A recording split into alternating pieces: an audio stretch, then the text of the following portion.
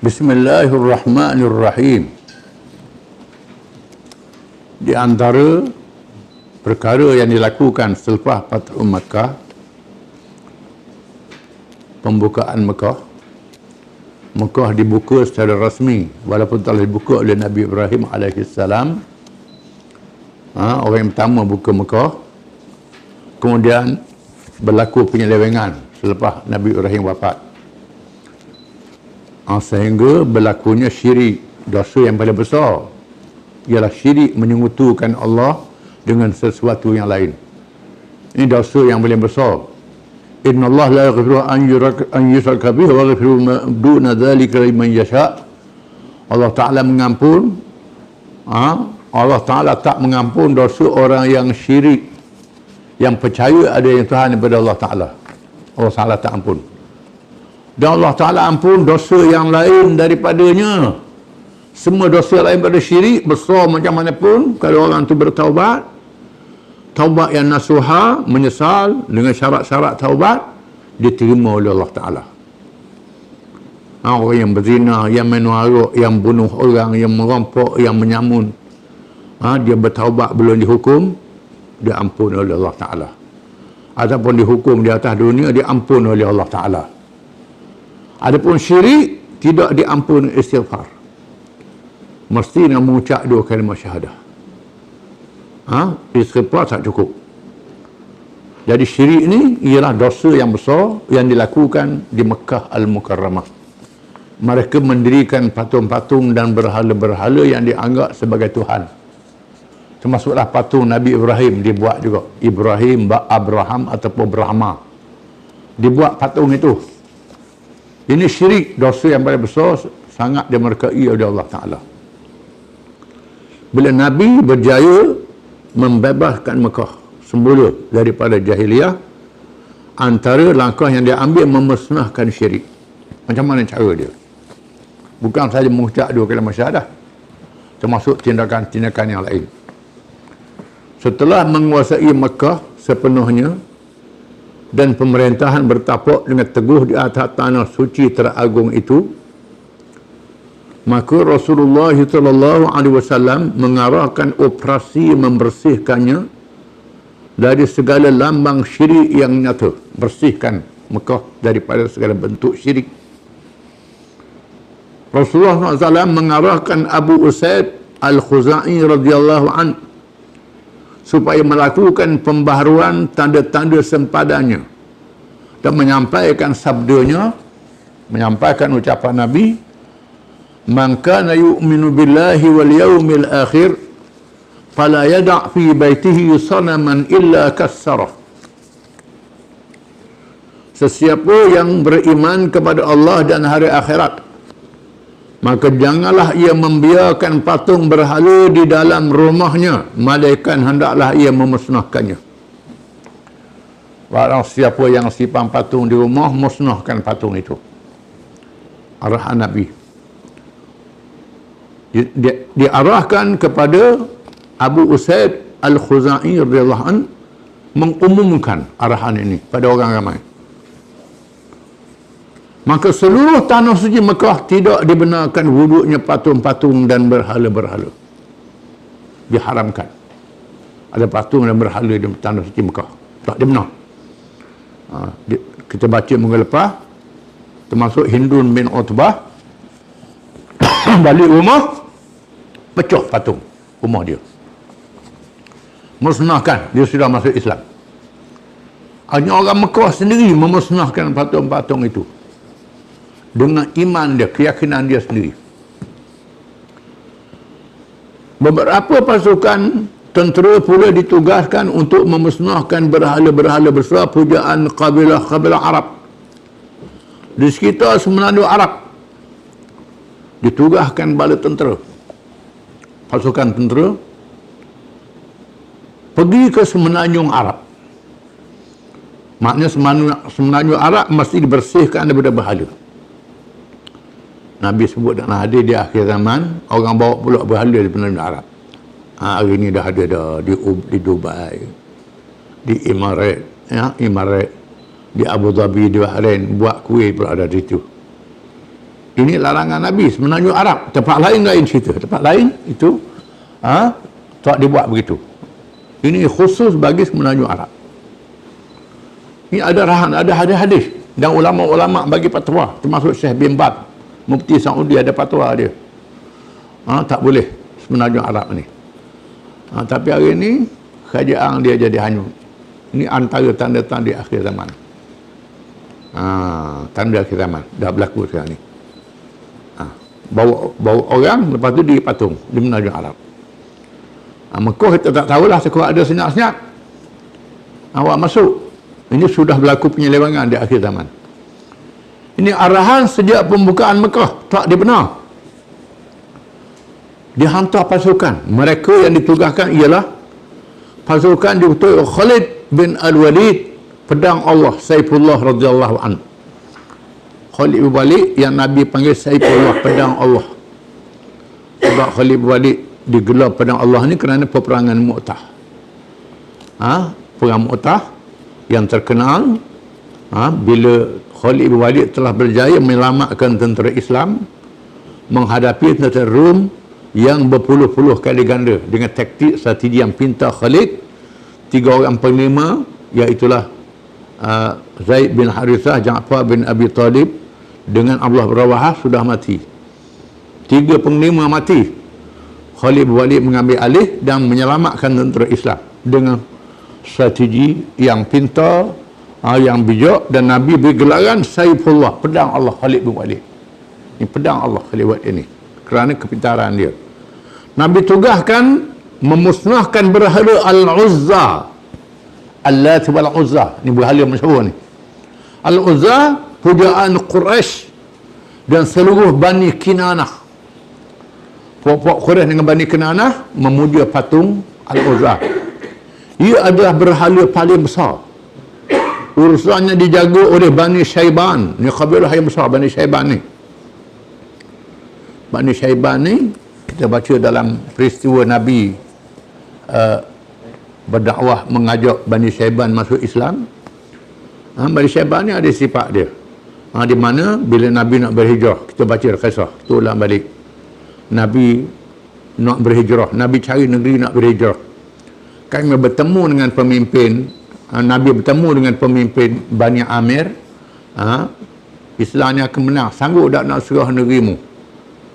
Bani Amir tanya, siapa dia jadi ketua kalau menang? Belum menang tanya ketua dah, nak ke dia. Nabi kata, lillah al-mulku lillah yu'tihi man yasha. Itu kepunyaan Allah. Allah Ta'ala beri pada siapa yang dia kehendaki. Kata pemimpin Bani Amir, kalau macam tu tak ada guna kami ikut, tak ada janji nak beri apa kalau menang. Kemudian Nabi berjumpa Bani Syaiban, ajak mereka masuk Islam. Islam menjanjikan kemenangan. Pemimpin Bani Syaiban tanya, apa dia Islam? Tanya Islam tu apa dia? Ni lain sikit. Bani Syaiban ni cerdik. Apa dia Islam? Nabi ayat Islamnya begini. Hukum dia. Macam mana cara? Nabi kata, mengucap la ilaha illallah. Bila dengar la ilaha illallah, pemimpin dia kata, hadza amrun takrahul muluk idzan tuharibuka al-arab wal ajam. Ini ucapan yang dibenci oleh semua kerajaan-kerajaan dalam dunia. Kalau inilah ajaran yang membawa, maka seluruh dunia akan menyerangmu. Orang Arab bukan Arab pakat serangmu mereka. Ajaran yang membawa ni baik, tapi nak lawan seluruh dunia ni kami tak urut. Kalau lawan dengan Arab kami sanggup nak lawan. Orang Mekah kami sanggup lawan. Nak lawan dengan Parsi boleh lawan. Tapi seluruh dunia ni tak mampu ni. Nabi kata tak apalah, mu dengar bila aku menang mari, kata Nabi kata. Ni Nabi dah menang ni. Nabi dah menang. Jadi daripada Bani Syaiban ni lahir pemimpin-pemimpin yang baik selepas zaman Abu Bakar. Kita baca kisah dia. Kemudian Nabi hantar Khalid Walid pergi memusnahkan berhala Uzza yang tukar jaganya Bani Syaiban. Khalid bertolak pada akhir Ramadan disertai oleh 30 orang tentera berkuda. Sehingga sampai di sana lalu memusnahkan patung tersebut. Orang tak larang. Khalid hancurkan patung musnah, patung Al-Uzza, musnah. Apabila mereka pulang dan menemui Rasulullah SAW, temu dengan Nabi, Rasulullah SAW, tiba-tiba mereka ditanya oleh Rasulullah SAW, adakah engkau melihat sesuatu? Mau tengok ada apa tak Khalid? Masa mau katok musnahkan patung tu. Khalid menjawab, tidak, tak ada tengok apa-apa. Sabda Rasulullah SAW, kamu belum memusnahkannya, kembali semula kepadanya dan musnahkan. Mungkin mula. Mungkin mula Khalid, dah habis lagi buat kerja. Pergi semula. Jauh perjalanan tu pusing balik semula. Macam pajang. Pergi semula. Maka Khalid kembali semula. Ini taatnya. Walaupun perjalanan jauh, balik dah lagi masuk pergi semula pula ni. Ini ujian mereka ni. Ujian. Dah jalan tugas, kata tak jalan lagi, suruh balik pula. Si balik. Ini tarbiyah. Walaupun Nabi suruh pergi pula. Khalid kembali semula dengan marah, menghunuskan pedang. Khalid nak agak backing. Apa benda lah Nabi kata tak ada benda ni. Hunus pedang Khalid nak marah ni. Apabila tiba di tempat berhala itu, tiba-tiba menjelma seorang perempuan hitam bertelanjang, jin kata baik. Tubik, perempuan, rambut geseng, hitam, yang menggurunkan, bertelanjang pula tu, dengan rambut yang mengerbang, dan penjaga berhala berteriak, bertempik. Tukang jaga berhala Tok Sami dia tepik, butakan dia, musnahkan dia. Tok Sami suruh pula jin tu butakan, musnahkan dia. Khalid dengan pantas menetaknya sehingga putus dua. Khalid akak berapa putus dua jin. Ni sahabat Nabi. Baru kan berani, takut apa besar lawan macam. Khalid tetap putus dua. Kemudian menghadap Rasulullah SAW. Kemudian dengan pantas menetaknya putus dua, kemudian menghadap Rasulullah SAW, dan Rasulullah SAW bersabda, itulah dia Al-Uzza, dia telah berputus asa kerana tiada lagi sesiapa yang menyembahnya buat selama-lamanya. Itulah dia, kata Nabi Al-Uzza, barulah memusnahkan semuanya. Rupanya patung-patung ni ada iblis. Ada iblis, bukan patung tu saja, iblis. Tu yang orang duk takut sangat tu. Ini barangkali orang yang puja dia tu kerana tengok benda pelik-pelik pada patung berhala ni. Kerana ada setan yang duduk situ. Iblis duduk situ. Yang kedua, pasukan dikutul oleh Ammar bin Al-As radhiyallahu an. Ini penglima hebat juga ni. Orang ni terkenal dengan cerdik. Kalau perang dia pandai nipu. Dia ni terlincah. Kalau Khalid ni seorang pahlawan, pendekar. Ini pendekar lagi pandai tipu ni. Helah peperangan. Diperintah Ammar bin As supaya memusnahkan berhala yang bernama Suwa', yang pernah dinamakan kepada berhala pujaan kaum Nabi Nuh alaihi salam. Dalam Quran tersebut Suwa' ni berhala yang zaman Nabi Nuh duk puja dah. Berhala ini kepunyaan kabilah Huzail di kampung bernama Ruhat, terletak 3 batu dari Mekah. Apabila sampai ke tempatnya, sahabat berhala tu, penjaga berhala bertanyakan Ammar, apakah tujuan mereka datang? Tok Sami dia tanya, apa tujuan Ammar ini? Ammar menjawab, Rasulullah SAW memerintah kami supaya memusnahkan berhala ini. Nabi suruh musnahkan berhala ini, kata Ammar bin As. Dia berkata, memberi amaran, awak tidak dapat memusnahkannya. Mudah boleh memusnahkan berhala ni. Jaga bahaya ni, ada penunggu ni, kata Ammar bin As. Ammar menjawab, hingga sekarang kamu masih lagi dalam kebatilan, kata Ammar. Mu ni bodoh lagi, Ammar kata, dalam kebatilan. Cis, adakah kamu dapati berhala ini boleh mendengar dan melihat? Ammar kata, berhala ni boleh nampak, boleh dengar, boleh tengok, Lalu Ammar tampil ke hadapan dan terus meruntuhkan berhala itu dan mengarahkan rakan-rakannya memusnahkan rumah khazanahnya. Mereka tidak mendapati apa-apa pun, tak ada benda ni. Tak macam tadi Khalid tadi. Khalid tak ada benda.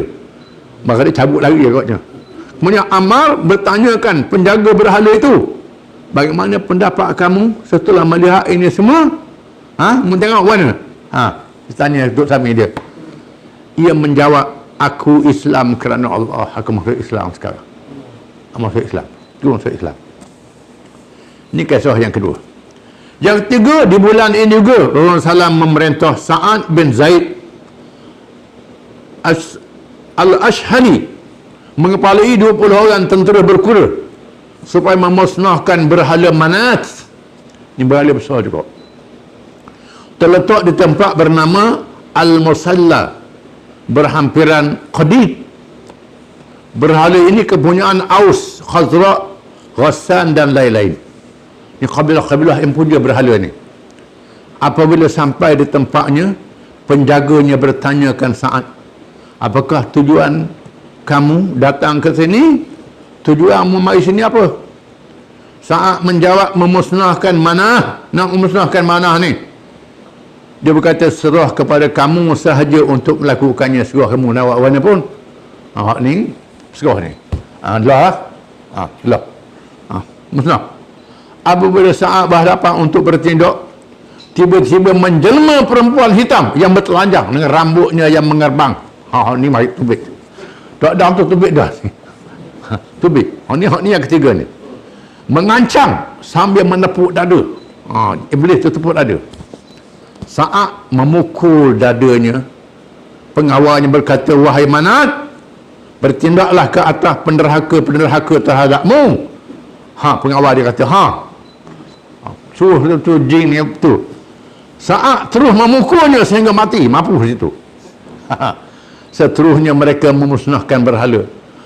Dan mereka tidak menemui apa-apa di dalam khazanahnya ni, tak ada fitih ni. Berhala lain tu ada juga fitih, ada mah, ada boleh bagi, ni tak ada benda. Batu saja ni. Ini saja. Ini peristiwa yang berlaku yang sangat menarik masa Fathu Makkah. Kemenangan yang besar. Wallahu a'lam.